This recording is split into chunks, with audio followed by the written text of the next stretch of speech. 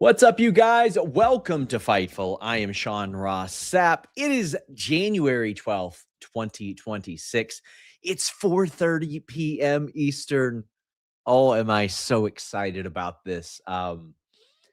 Last week joined the SmackDown show in the early evening as they did that then.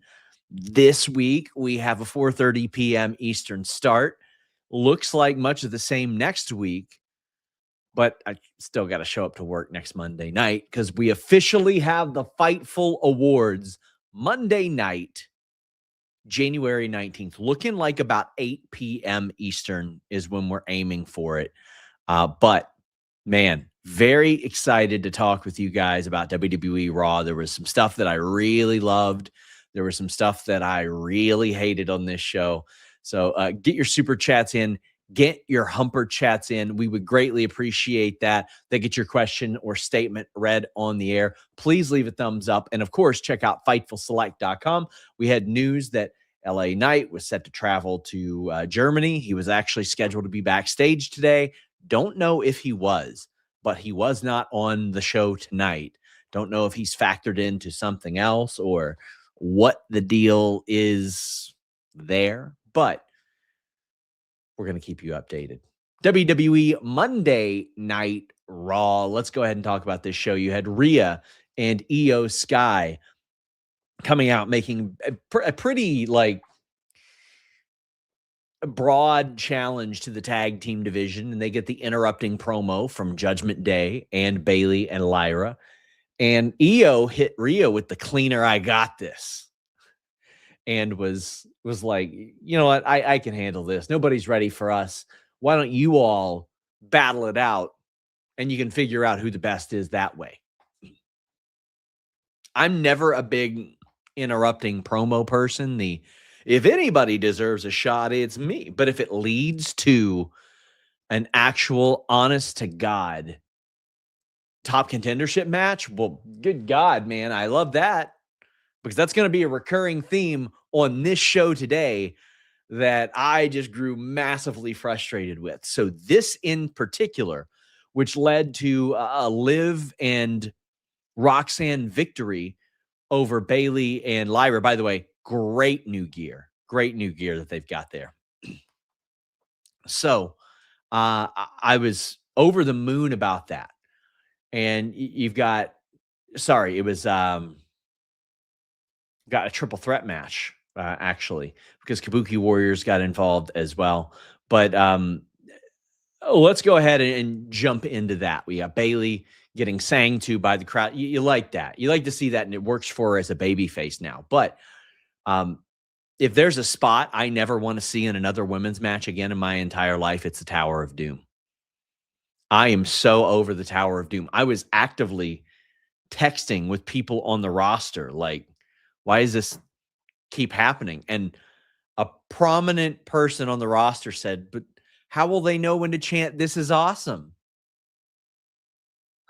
And then get up and go into a strike battle, and then they both hit each other and they fall down. And I was like, okay, so they see it as well. Stop doing this spot. It is my least favorite spot since the Alberto Del Rio holding the top rope thing. Like, while he climbs up with his arthritic knees and has to stomp people. I don't need it. Liv Morgan did really good in this match, especially. I am liking the cohesiveness between she and Roxanne, and I do think that it is a smokescreen for Liv to win the Royal Rumble. Because right now they're getting along great. Right now, Judgment Day on the female side, the women's side, is working really, really well. And you had Liv Morgan going to Finn Balor that will pay off later, or they'll play off of later, and says, you need to get serious because he's backstage playing video games. But she had a great looking backstabber. I thought the Oblivion went really well. There was the double German spot that I liked an awful lot. But that Tower of Doom, another dove cries. Zeno Hours says, I like the spot. Well, buddy, do I have good news for you? It happens in every match. Every match. Yes, I do believe Alex and Kate have a post show over on FightfulSelect.com. Kate is back in the fold on Mondays, by the way. on those. Joseph Morris says, I truly hope Triple H actually books Liv to win the Rumble because now is the perfect time for her to win it. Joseph, I could not agree more. I think this is the right time. Liv Morgan has been the bridesmaid in the Rumble match. It feels like every year, right? Like, let me go back and look at her Rumble history here. Let's pull that up because this was okay. Kate says we do at night tonight. She's just here chilling. She's just here chilling in the chat. By the way, shout out to Kate for all the great work she did selling sponsorship spots for the award show, because these are very expensive to produce. Cost several $1,000s to produce these bad boys, but we want the talent to know we appreciate them. So let's look at Liv Morgan here.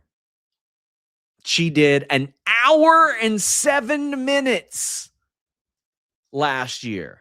That's got to be the longest in history. No, Roxanne had longer. Her and Roxanne as the two Iron women last year. Okay, let's look back at 2024, because I feel like she's been in this spot quite a bit, right? Like, I feel like, okay, she had 6 minutes a couple years ago, but eliminated 2 people. So at least had a showing there. 2023, man, I got to scroll all the way down. An hour, 1 minute, 8 seconds, because she and Rhea started off 1 and 2 and were the last 2 in, and she eliminated 3 people. So again, another very, very strong Rumble showing. Has she been in every one? I believe so. 37 minutes the year before. Like, she has had some really, really strong showings. I kind of think that should be part of the story, is that she has these very, very good appearances in the Royal Rumble, 6 minutes and 1 elimination the year prior. 44 seconds and one elimination the year before that. But you know what I mean? Like, she's got these very, very long showings and was so close to winning it in the past. And 8 seconds. Damn, Liv. This is the year. This is the right year.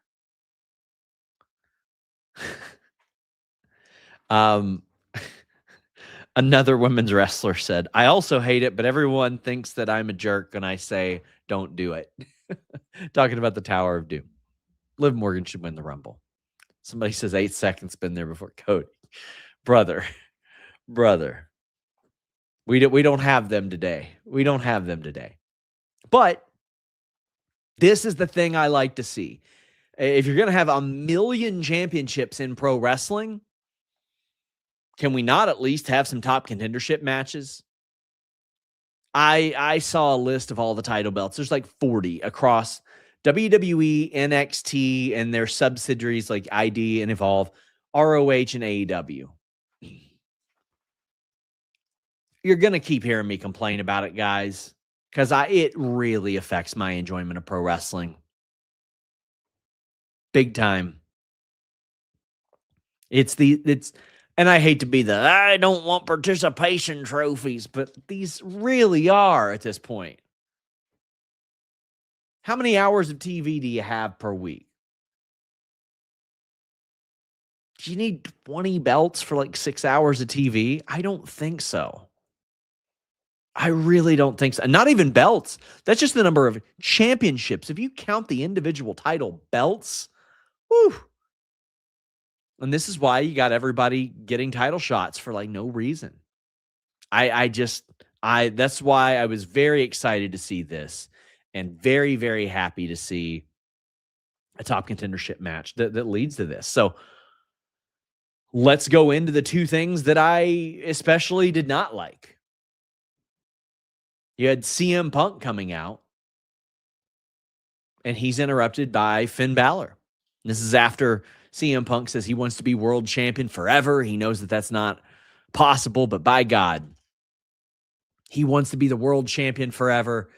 And here comes Finn Balor, and Finn Balor's like, yeah, I got to take this more seriously, and I'm not jumping the line. I am the line. Basically said, bitch, what line? And I'm like, in my head, thinking, well, people who win matches, for one, that seems to be a line. Now, I want to make it abundantly clear. The criticisms that I am about to levy towards this show are not at Finn Balor the man, or Otis the man, or Maxine the woman, any of that.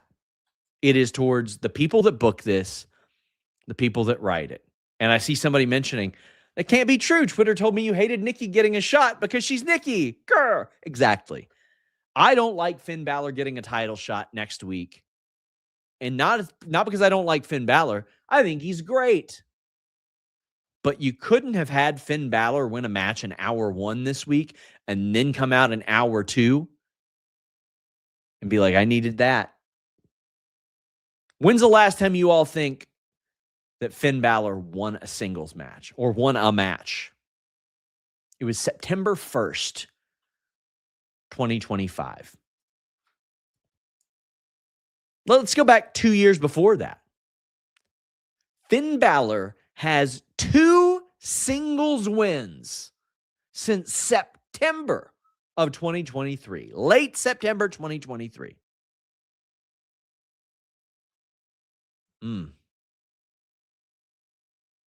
It is. And I saw a couple people making excuses. You're just looking to be mad at everything. They can't all be set up with wins. Yeah, they can. It's scripted. A match. It's hard to book a match. It's hard to book a single match.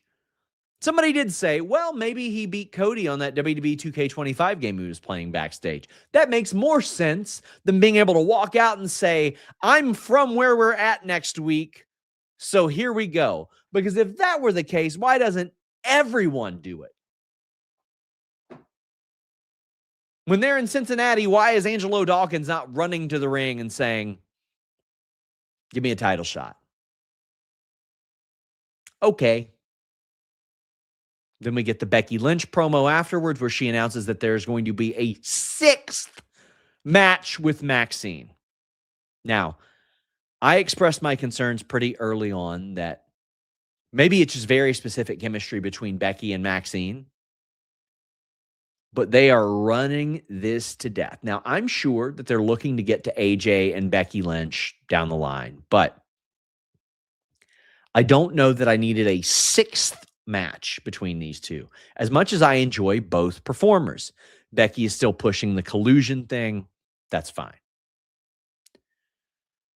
Maxine cuts a promo that I will get back to momentarily, but she also cuts it towards Otis and Tozawa and says, you all need to get more serious too. I promise I'm coming back to this. Otis and Tozawa then go to Jey Uso, and I thought Jey Uso was phenomenal in this promo. Jey Uso was incredible in it. And so were Otis and Tozawa. But it's just they're being put in this position. And they go, okay, you all are calling out the whole division. Well, we want that too. And Jay's like, ha, okay, man. And he's like, I wouldn't want to do that to you guys because then I'd have to put that work on you. I love this. He was great there. I really hope there is an Otis and Tozawa getting a win here. And you might say, Sean, what's it matter? Well, it doesn't have to matter to you, but it matters to me. I'm not going to apply an apathetic take towards what we are seeing here because it's lazy. Now, they very well could say, Akira and Otis, last time we saw them, they beat American Made on Main Event, and they haven't wrestled since. They've been struggling to get booked, etc. Cool. That was like a month and a half ago, but I watched Main Event. I remember that. You know what you can't say? Well, the last time we saw them wrestle on WWE Raw, because they didn't team on WWE Raw at all in 2025. If you watch WWE Raw and you only watched the wrestling matches, you would have no idea that these two guys were still a team. Because they have not wrestled as a tag team on Raw since November 2024. Now, what you could say is, well, they beat the New Day way back then. So I just want a little consistency. I want this is the reason, not Alpha Academy themselves.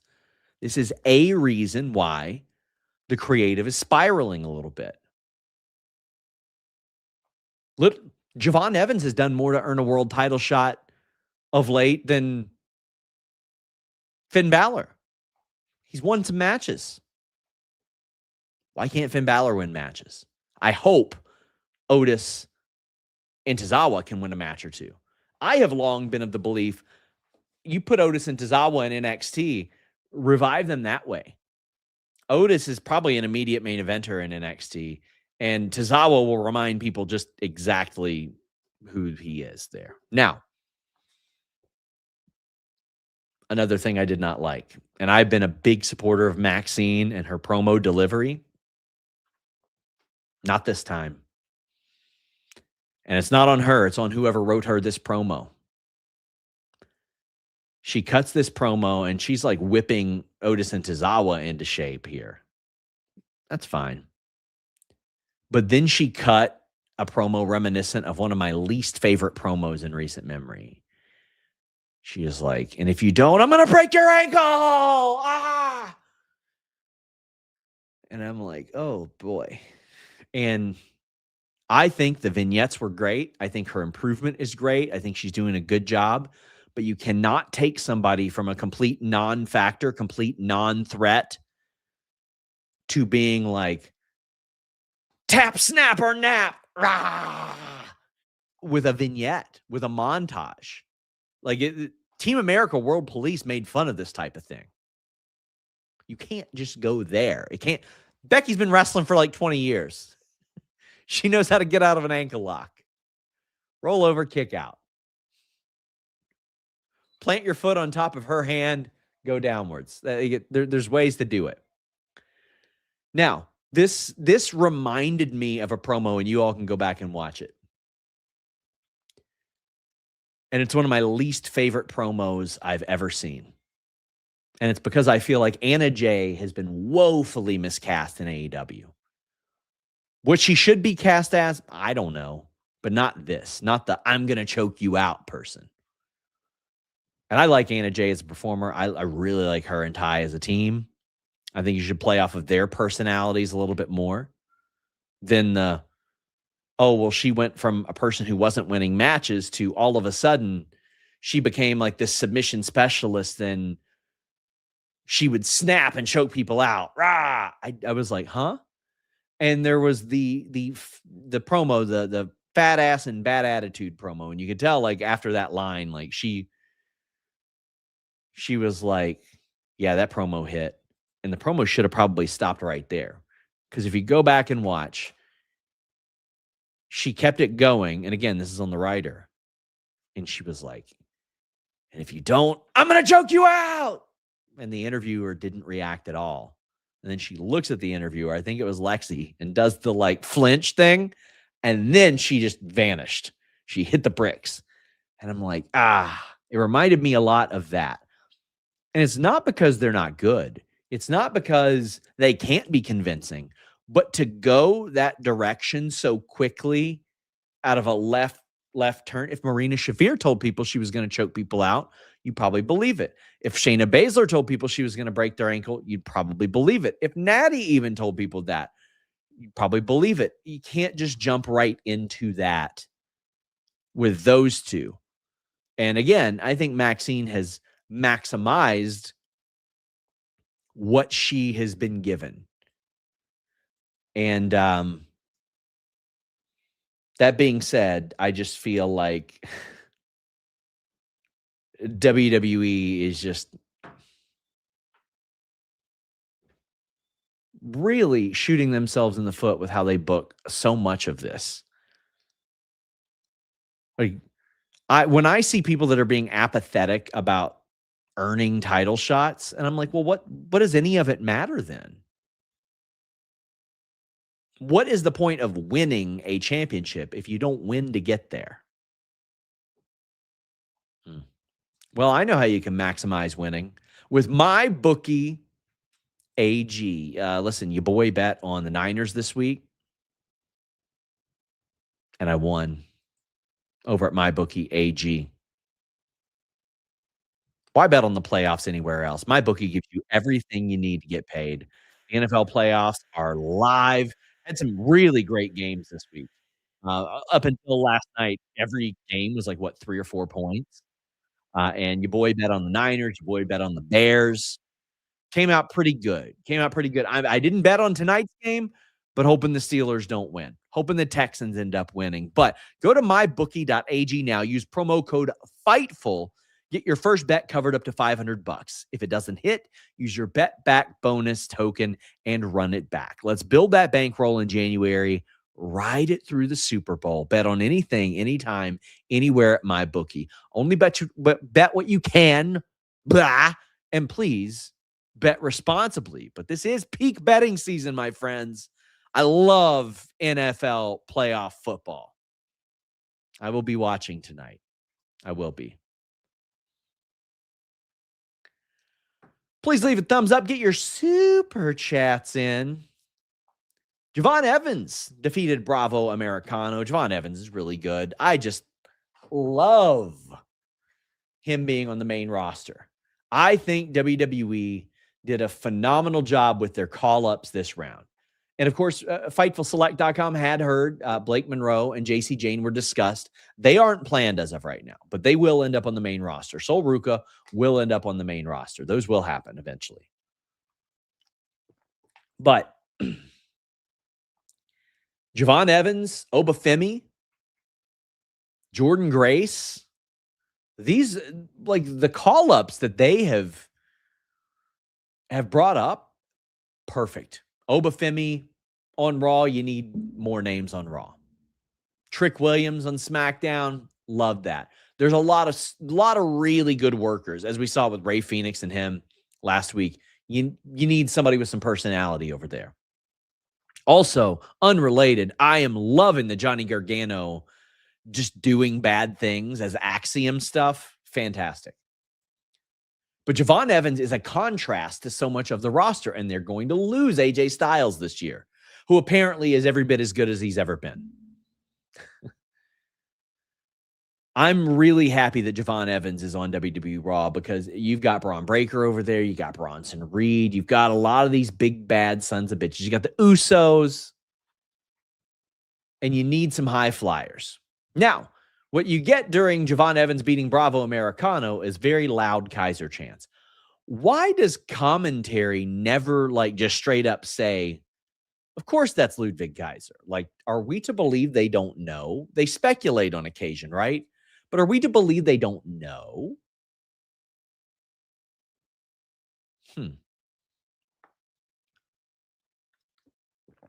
Interesting. Evans also hyped up the crowd during the commercial break, but Javon Evans is a home run call-up. I wouldn't listen to the talk of WWE views this person as this and this person as that at this point after a call-up. Sometimes that hits, but ultimately it's the work and the reaction that pays off. Now, I know some people will be pessimistic and say, well, what about LA Knight? Sure. I understand what you mean.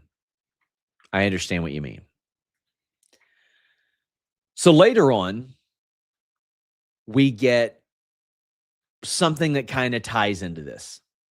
You got Penta and Dragon Lee against the Vision. I thought Austin Theory did good. His gear is looking better as well. A more aggressive Austin Theory here. I've never thought this was the best way to book him, but we'll see what becomes of this because it's clear that Braun Breaker is to be a singles guy for a while, right? But Bronson Reed and Austin Theory as a team, we can see where that goes. But great reaction from the crowd. Austin Theory did good. And then it ends with a Braun Breaker spear to end the match. Why did we need that as a finish? Did we need the DQ finish here? I don't know, 9.5 minutes that goes to DQ, but ain't nobody talking about the match at this point. They're talking about the post-match. And I thought the post-match was phenomenal. The post-match was incredible. Dragon Lee, first off, sold that spear so well. It's what you dream of. A guy that'll make you look that good. Not like you need anybody to make a Braun Breaker spear look that good. You know what I mean? Penta took one as well. And then there was a little bit of an interaction there.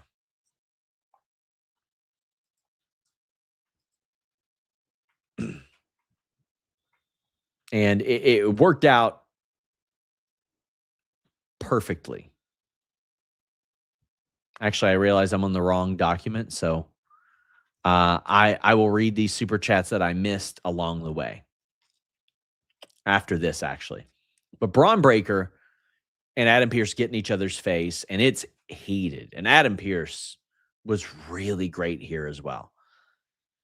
It looked to me like he was bracing to take a spear. Am I alone in that? Am I crazy to think that? Will Chisholm says Uncle Scott came out of Braun today. Yeah, it was everyone played their roles well here, including Logan Paul trying to protect Adam Pearce. And it wasn't just a situation where Logan Paul, the character, felt like Braun Breaker was going to get himself in trouble. He was dead serious. Like, he was concerned about his GM. Logan Paul was, which I think added a lot to this. The fact that he was like, yeah, dude, he's going to hurt you. He's going to really, really mess you up. And it's going to be bad. Like, please stop. Please stop. And Adam Pearce didn't care. He wasn't stepping down. And it continues through the break. Adam Pearce gets in the face of Braun Breaker. And he's like, yeah, by the way, you're suspended. And he's spitting everywhere. Damn.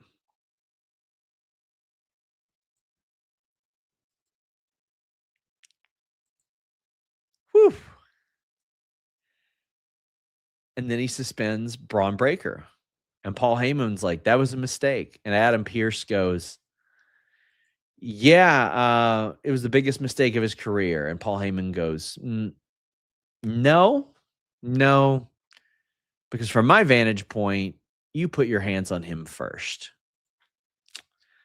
Now, I don't know that there will be a legal storyline here or anything like that, but yes, the official in that situation in kayfabe should not put his hands on a competitor, even though Braun Breaker got involved in a match that he wasn't supposed to be involved in.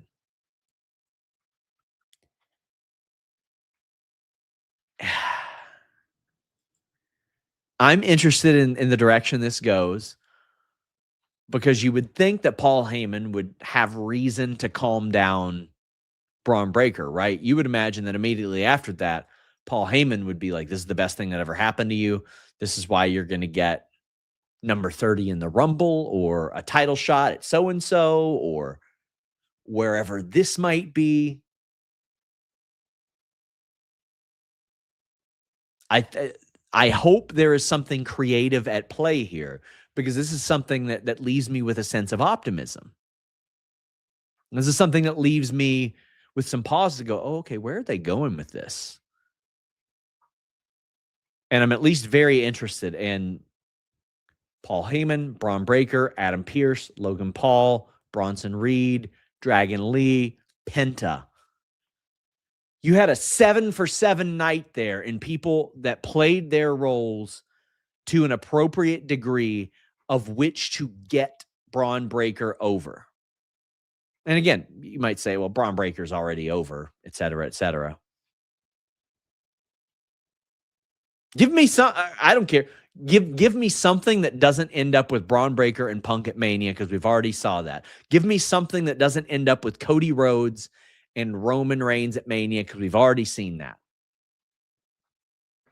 Braun and Cody, I'll take it. Braun and Drew, I'll take it. Braun and Sammy, I'll take. I don't care.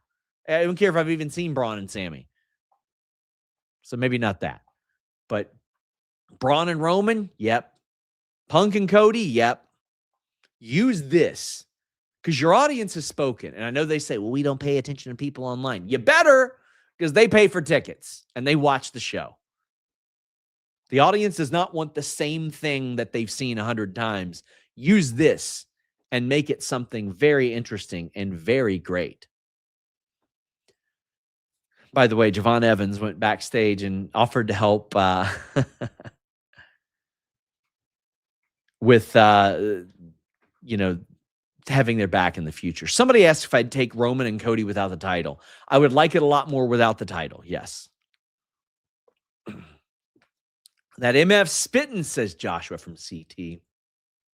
DNC Digital says, after 6 months of looking for work, I got a job today. Wrestling has been the one constant in my life. Thanks to Fightful for always being there. My friend, first off, congratulations. Congratulations. And I'm very happy to hear that. You have been such a wonderful person throughout all that, and I admire your positivity. Soupy Toasterson says, Liv versus Raquel for the women's title at Mania could make sense the way things are going right now. It could. Or it could be Liv, Raquel, Roxanne. It could be one of those as well. But Liv, Raquel, Roxanne, and Stephanie even, honestly, if you want to be real, like if you lean into the split. KE775 says, who's showing up after Punk beats Finn next week?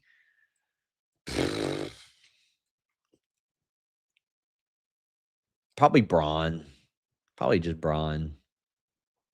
AW King says, hey, Sean, what a Raw. And yeah, their new gear is awesome. I loved Bayley's new gear, especially. Get in your super chats. Get in your hampered chats. We got the Oba Femi vignette. Russell Votes Radio on Fightful Select. Kind of confirmed that he would be on Raw moving forward. A little note, Wrestle Votes Live will be on Tuesday this week. Didn't want to compete with Raw. Probably the same next week as well. You got Raquel Rodriguez out to talk, and then Stephanie comes out.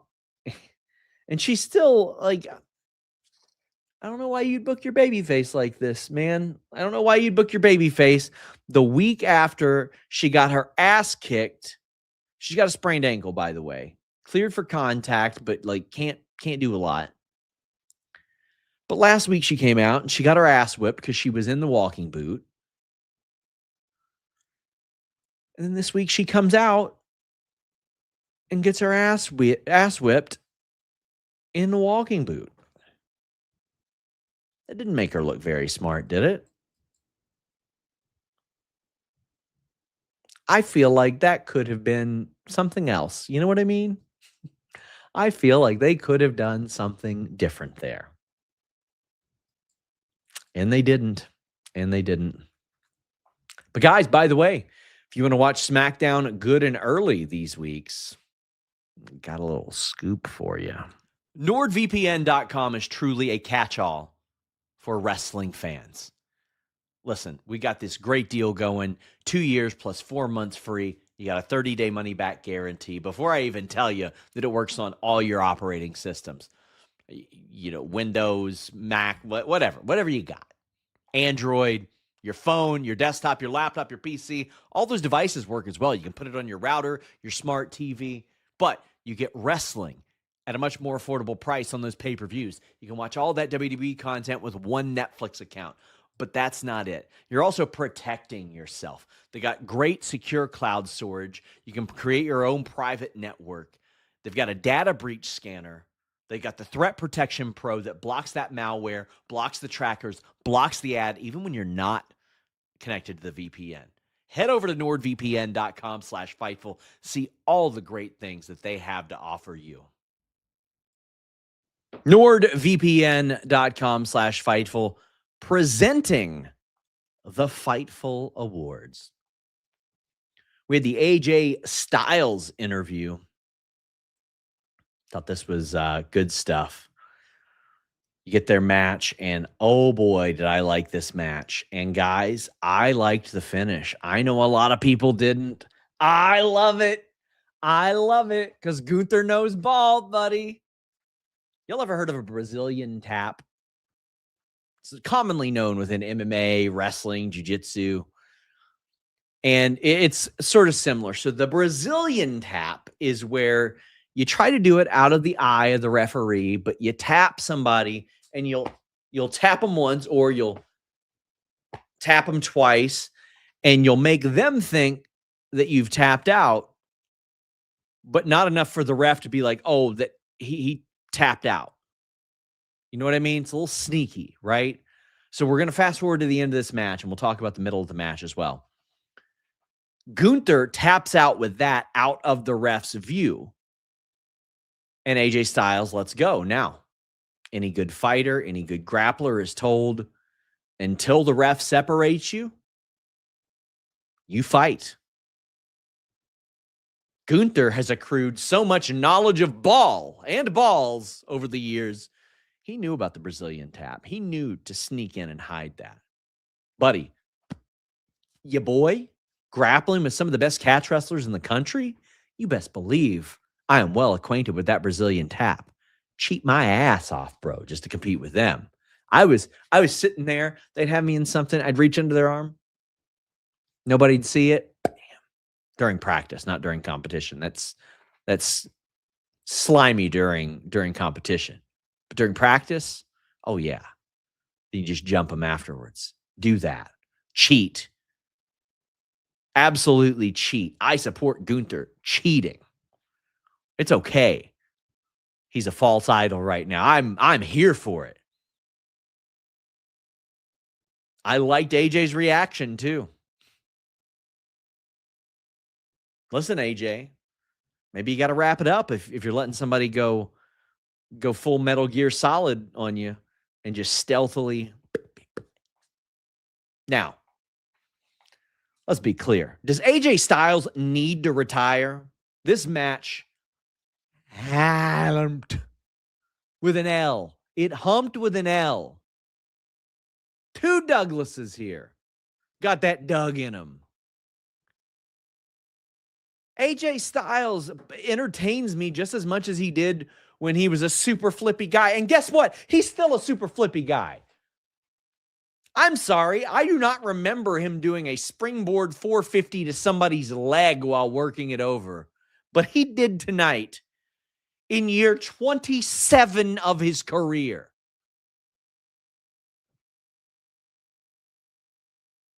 Two Douglases here. They went double penetration on you. They did. A springboard 450 leg drop to somebody's leg? Huh? Please pass that one off to somebody on your way out. Because I don't think I've ever seen that one. I don't want this man to go. They said went double. No, they didn't double. It was Dougle. Dougle. Get it right, Luis. By the way, let's congratulate our good friend Luis. So we largely scaled back our Espanol stuff a number of months ago because Twitter inexplicably suspended our Espanol account. This week, I had finally had it. I hit up Twitter Premium, and I'm like, guys, it's been months. Can y'all give me this shit back? And they did. So Fightful Espanol is back on Twitter. Please support that if you speak the language or if you don't. We're trying to move that towards monetization, put some coin in Luis's pocket, because what I like to do at Fightful is give people platforms. Luis has Espanol. Kyler has Fightful Scraps. Jeremy has Overbooked. Kate has the TikTok. I want to give people platforms, and then whatever they want to make of it, they can make of it and hopefully yield some results and some rewards as well. But let's follow Fightful Espanol. But Gunther and AJ Styles, this match ruled. I like the finish, guys. I saw a lot of people saying they didn't like it, and I understand. I understand. But as far as like slimy finishes go, that's creative. It's new. It's different. I don't see it all the time. It wasn't interference and holding the tights and all that stuff. I don't think that Gunther should need cheating to beat AJ in general, but this is a nice creative way. Give me that. Go look at what's happening in MMA, which, by the way, get you my bookie bets in. Use our code FIGHTFUL, by the way. I can't tell you how important that is. We need some conversions there. But UFC is going to be on Paramount Plus pretty soon. So if you are still in Canada or around the world, you can get nordvpn.com/Fightful, get Paramount Plus, and not have to pay pay-per-view prices. Just telling you guys that. Thought this was a great way to close Raw. Big fan of this angle. Big fan of this angle. And obviously it's going to continue, and I'm all for it based on what we saw. I don't think it's going to be 6 matches like Maxine and Becky, but damn.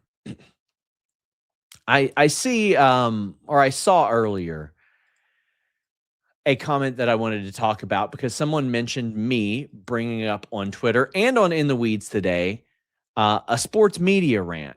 And I do want to talk about that a little bit. So I know a lot of you don't watch football or even follow sports media, but I'm consumed with it. I love sports and sports media. There was a situation last night where a woman, Lynn Jones Turnpin, I believe is her name, had some positive words for the Jacksonville Jaguars coach, Liam Cohen. And I promise all this makes sense to pro wrestling too, because it applies to pro wrestling. Adam Schefter of ESPN posted it and said, very cool exchange or something like that. And you had a lot of traditional media members or traditional journalists who just raise a bunch of hell about it. That's not her job. She shouldn't be doing that.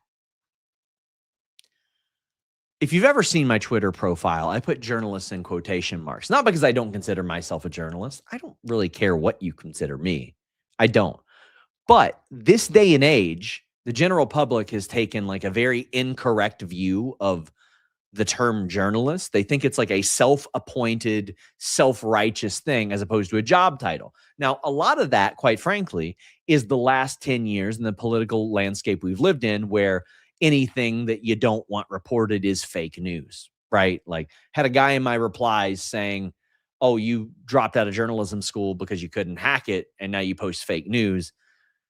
Then I posted him doubting my Cody Rhodes story a few years ago and then saying, by the way, guy, I dropped out of journalism school because I got my dream job for this outlet right here. And it's been pretty good to me. Not everybody has the same path in journalism, media, anything like that. And media is evolving. This is the reason why when I was in school, the program went from journalism, which is just writing the story, to multimedia journalism, which is doing a little bit more, to convergent news and convergent media, where you design the web page, you record the audio, you do the video, you learn how to broadcast, you do all that. Because as media evolves, you have to know how to do a lot of different things. Very rarely are you going to get hired if you can do just one thing. But you can also specialize in one thing and make that your thing. And I saw a lot of people that had this very traditional view, which I'm completely fine with a lot of people having a traditional view. That's the stuff I came up on. All due respect to Meltzer, Mike Johnson, Wade Keller. I was not raised on their reporting. I didn't have good media literacy then. I was raised on Tim Kirkjian and Peter Gammons and people like that in sports media. That's why I have such an affinity for reporting about free agency news and contract news. But the job title of journalist, first off, there's a whole lot of fans that were responding to this and the traditional journalists. And they seem to think that the idea of being a cheerleader for someone you cover is the right way to do things. I see it an awful lot with the Cincinnati Bengals. And there's a woman named Kelsey Conway who reports, and she reports anything remotely negative. You'll see people in the replies saying, she's an op. She's actually a Ravens fan. Well, the quick answer is, who gives a shit? She is not hired by the Bengals. I believe she works for the Inquirer. And her job is to do what her job is. So The reason this makes, or the reason this wraps around, Lynn Jones Turnpin, people were saying, legacy media were saying, it's not her job too. And I go, oh, hold on. You don't know what her job was. You don't know what her and her editor discussed. She's been in the game for over 30 years. Who are you to tell her this is what you should be doing? Now, I certainly have a more broad and liberal view of what media is because I have watched it evolve. I watched a lot of the newspaper guys not adapt to web, and they're stuck in the past. I saw a lot of the web guys not adapt to video or audio, and they get stuck in the past. I'm seeing a lot of people of my generation not update to short form, and they're getting stuck there. And certainly I wish we were further ahead than that, but I'll give you a good comparison. A lot of people were up in arms when a couple of people asked about Waffle House and Taylor Swift at wrestling media things. Now, there are very serious things that should be covered in pro wrestling and sports. But these are not waterboarding sessions. They are media press conferences. What content you get of it is up to you, your editor, and how you want to serve your viewers. And to tell someone that they were wrong in doing that when they by far got more attention from that question than any of the NFL season, I think is a very narrow view. And right now, to be bothered by that when you turn on ESPN in the morning and you see former athletes screaming at each other in roles that used to belong to sports journalists, well, I think something can be said about that. Journalists are losing out on jobs and general access to former athletes, content creators, and the like because media has been expanded. And the funny thing is, the former athletes who get hired to be the analysts and to be sincere and to provide their actual experience have also realized that being a hot take machine is really the way to go. Look at Chris Canty. He'll do it all the time. He'll rile fan bases up just to do it. That was a role that journalists kind of played into a long time ago. And you see it in wrestling too, right? See a lot of the old heads doing that. But like in a landscape where I watch all these post press conferences for football and I hear people say, how big was that play? How big was that moment? Explain to us what happened in that last play. How big was that moment? We watched the game. Uniform media is boring as hell. And who wants that? The NFL doesn't want uniform media. WWE doesn't want that. Why do you think they're sending their wrestlers on Logan Paul, Cody Rhodes, Andrew Schultz, Burt Kreischer? They want the softer media stuff, and that's okay. It's their right to do that. They don't owe anybody anything in that regard. I understand why they do. I don't have to agree with it, but I understand why they do it. And for me to see so many writers and journalists say, oh, that woman wasted our time. We actually showed up there to work. I'm sitting there saying, cry me a fucking river. These guys who haven't done a whole lot to stand out in general, and that's okay if that's what you want to do, but that get access on a weekly basis to coaches, players, director of player personnel, GMs, and the like. Could you all imagine if wrestling media got access to Triple H every single week? Now you might say, well, they would never ask him anything serious, even though we have a million times. Personally, privately, publicly, any of that. But I see people that are acting like, oh, she wasted our time. She didn't waste your time. She did things differently than you. She provided words of positive affirmation. It's okay to do that. It's okay to share your opinion in that situation. It's okay to go to a WWE post show and ask about Waffle House or Taylor Swift. They paid, you know what? They paid their plane tickets to get there. Meanwhile, a lot of the media that does not need to pay their way or does not need it get their way paid by a lot of these companies to go there. It's just baffling to me. Adapt or perish. Get better or get passed up. I'm not going to tell you to move out of the way because there's plenty of useful and excellent media members that are still around and doing that. But I was so disappointed. Also disappointed to see a guy that I like a lot personally, Pat McAfee. I mean, I love Pat. Y'all can feel however you want about him. I love Pat. I think he's entertaining.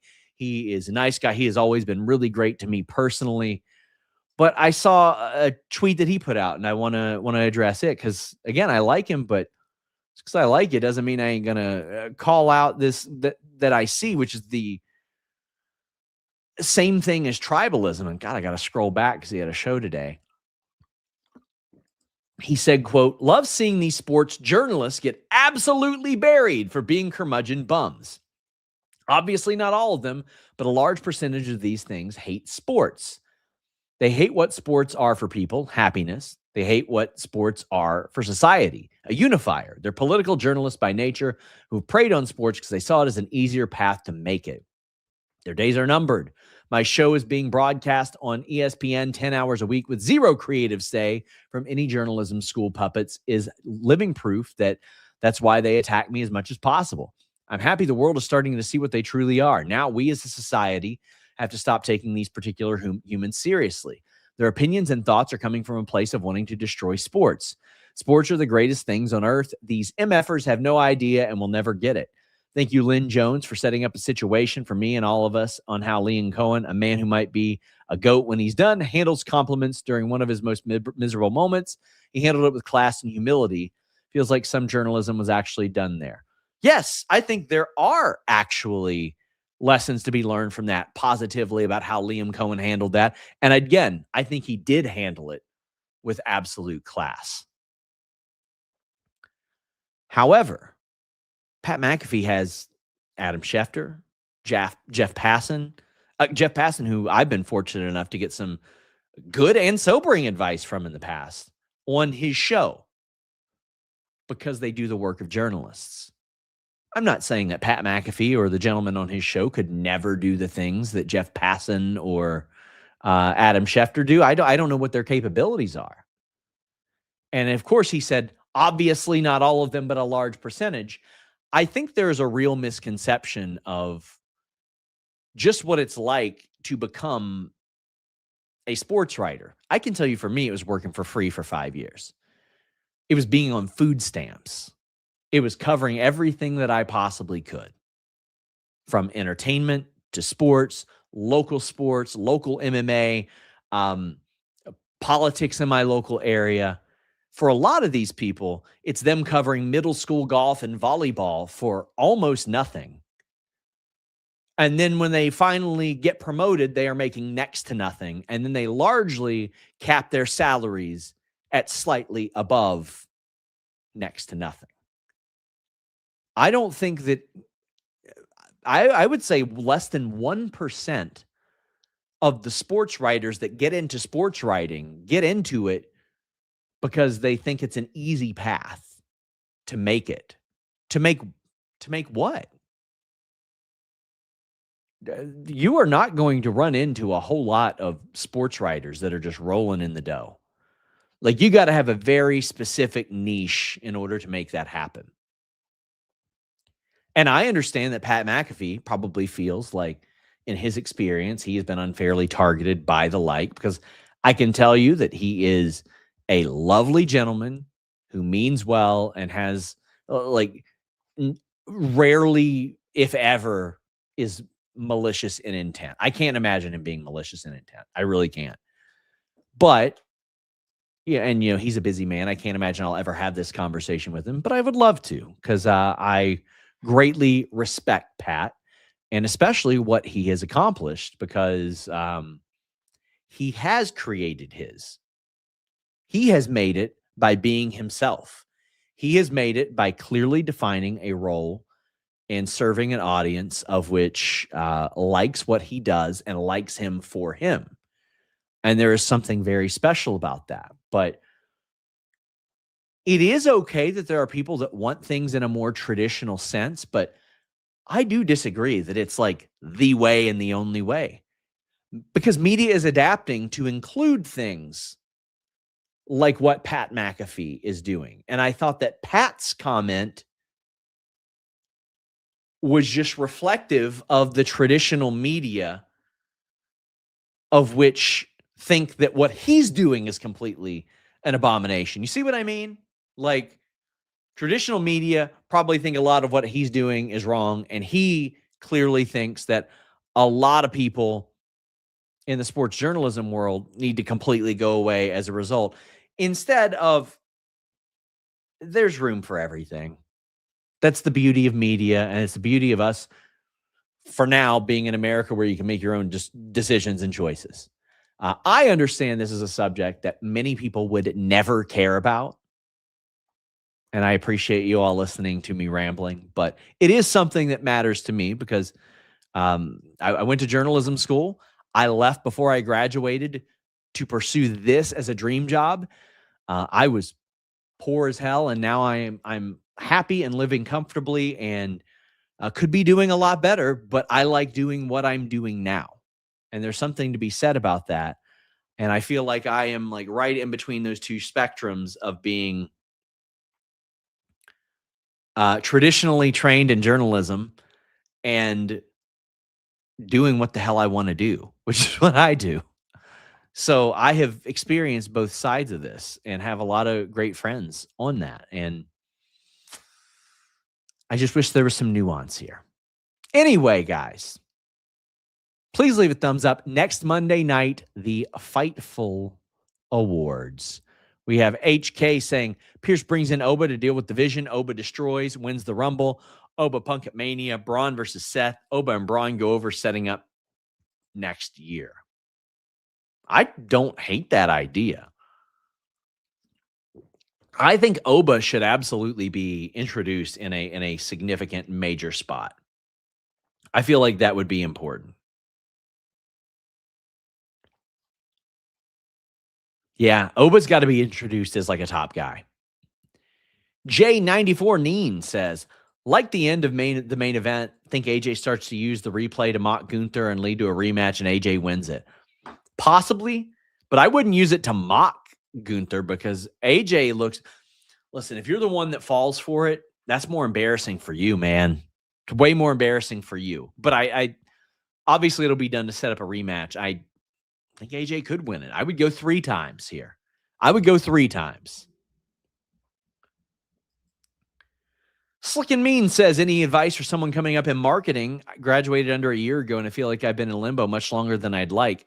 I'll tell you who to ask for advice coming up in marketing. It's Jimmy Van, because he got retirement money by being a marketing guy and an advertising guy.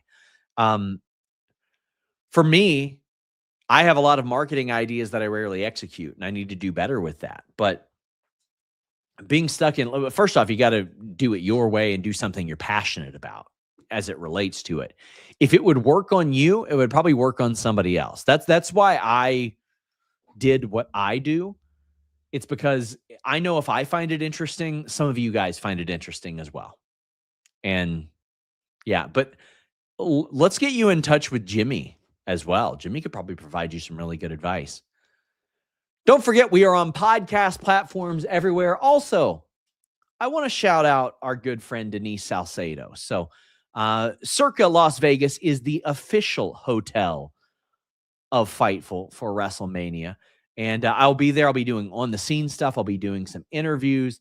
I'll be doing a lot of that. Chris Van Vliet has a live show there. There's some other stuff that's being worked on there that I can't talk about. But our good friend Denise, Friday at noon local time, April 17th, 2026, will be doing a live show. If you are around, please go support Denise and check out what she's doing. It's going to have a live podcast with special guests, meet and greets, raffles, and a lot more. Denise is forever a part of the Fightful team. So I want you guys to please support her and what she's doing over there. And she'll be back here Monday for the Fightful Awards. Till next time, my friends, we're out.